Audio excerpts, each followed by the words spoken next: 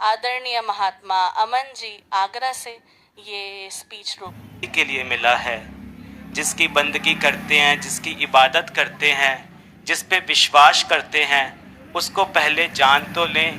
तभी कहा भी गया है साध संगत जी कि जिसकी भक्ति, जिसकी पूजा, उसका ज्ञान ज़रूरी है। कहे हर देव की पहले ईश्वर की पहचान ज़रूरी है। अगर किसी अनजान व्यक्ति को कहा जाए कि आप मेरे माता पिता का ध्यान करें, तो क्या वह मेरे माता पिता का ध्यान कर पाएगा? नहीं कर पाएगा, क्योंकि उसने मेरे माता पिता को देखा ही नहीं है।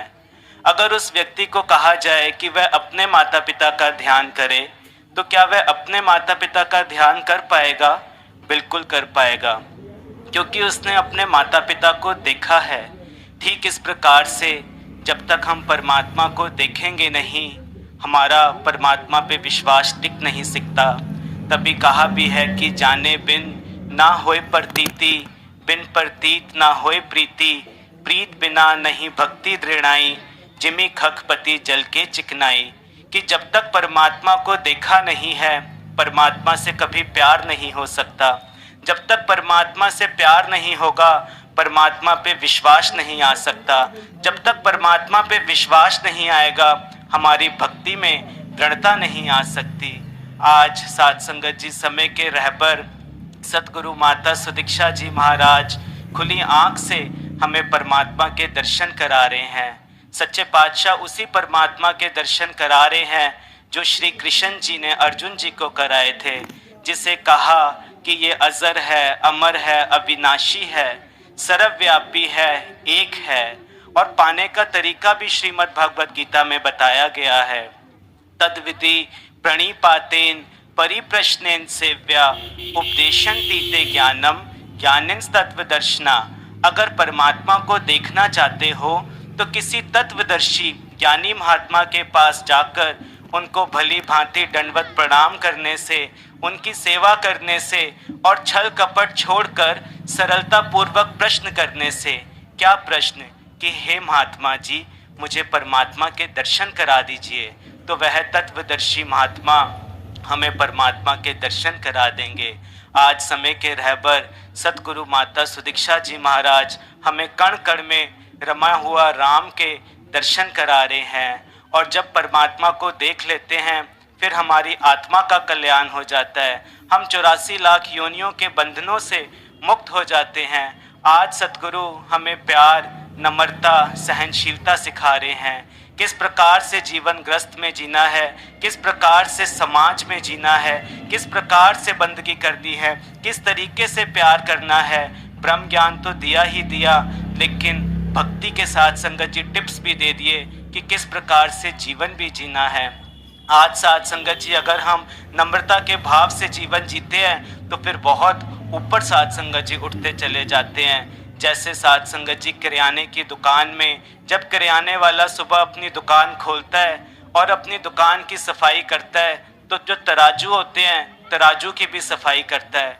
और साथ संगत जी जो बांट होते हैं जिससे वह तोलता है, उनकी भी सफाई करता है। तो जो सबसे बड़ा बांट होता है 2 किलो का, उसको सबसे नीचे रखता है, उसके ऊपर 1 किलो वाला बांट रखता है, उसके ऊपर फिर आधा किलो वाला बांट रखता है, फिर 100 ग्राम का बांट रखता है, 50 ग्राम का बांट और ऊपर रख देता है, फिर सबसे ऊपर एक छोटा सा बांट जो 10 ग्राम का होता है, पीतल का होता है, चमक रहा होता है, उसको सबसे ऊपर रख देता है।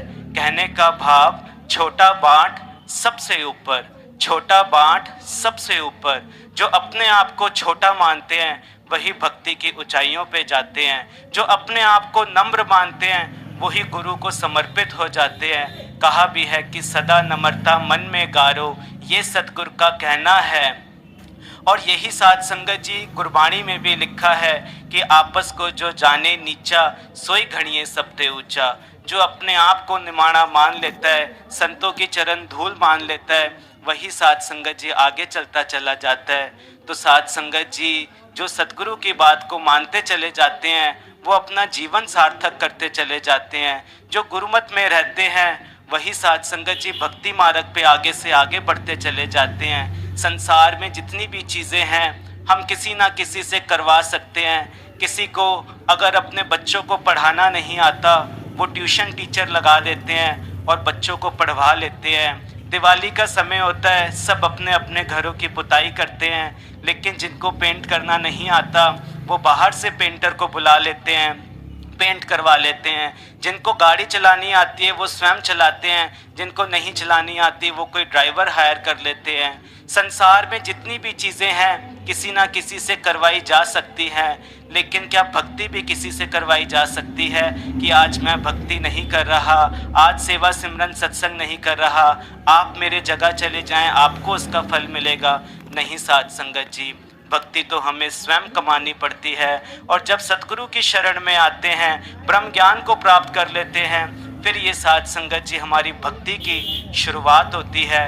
ब्रह्म ज्ञान की प्राप्ति के बाद और जो गुरु के वचनों को मानते चले जाते हैं, उनका जीवन स्वर्ग बनता चला जाता है। जैसे एक माता पिता, उनका बच्चा कुछ काम नहीं करता था, छोटा था, तो माता पिता सोचते हैं कि बच्चे को गुरुकुल में दाखिला दिला देते हैं, वहाँ गुरु के सुपरविज़न में रहेगा तो अच्छी बातें सीख जाएगा।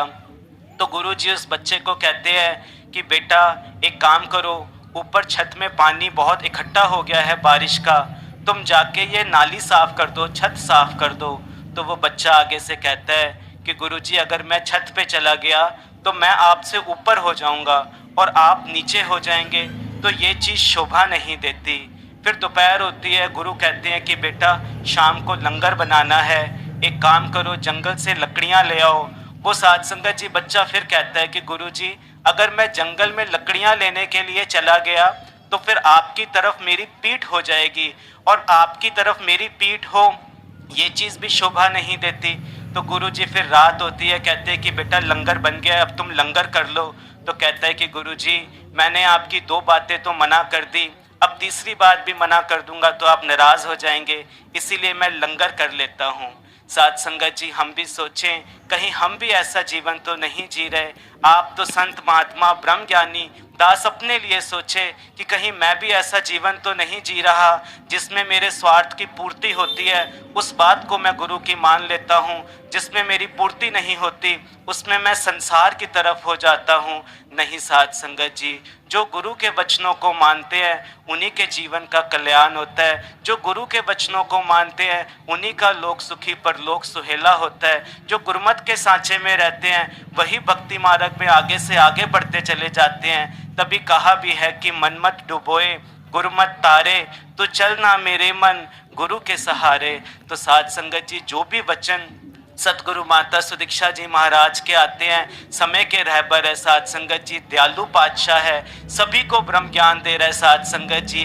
कोई समय नहीं लगता साध संगत जी, बार बार ये आवाज़ दी जाती है कि आप परमात्मा के दर्शन कर लो, एक क्षण में आपको परमात्मा दिखा दिया जाएगा। दयालु पातशाह है साध संगत जी, कृपा करो जो भी वचन सतगुरु माता सुदीक्षा जी महाराज के आते हैं, आदरणीय राजपिता जी के आते हैं, वो हमारे भले के लिए होते हैं। हम उस गुरमत के सांचे में ढल के अपना जीवन व्यतीत करते चले जाएं, सत सत करते चले जाएं साध संगत जी, और हमेशा अपनी औकात को और गुरु की सौगात को साध संगत जी याद रखें। हमारी औकात तो पानी में जैसे बुलबुला होता है, समुद्र में बुलबुला होता है, उसकी तरह है।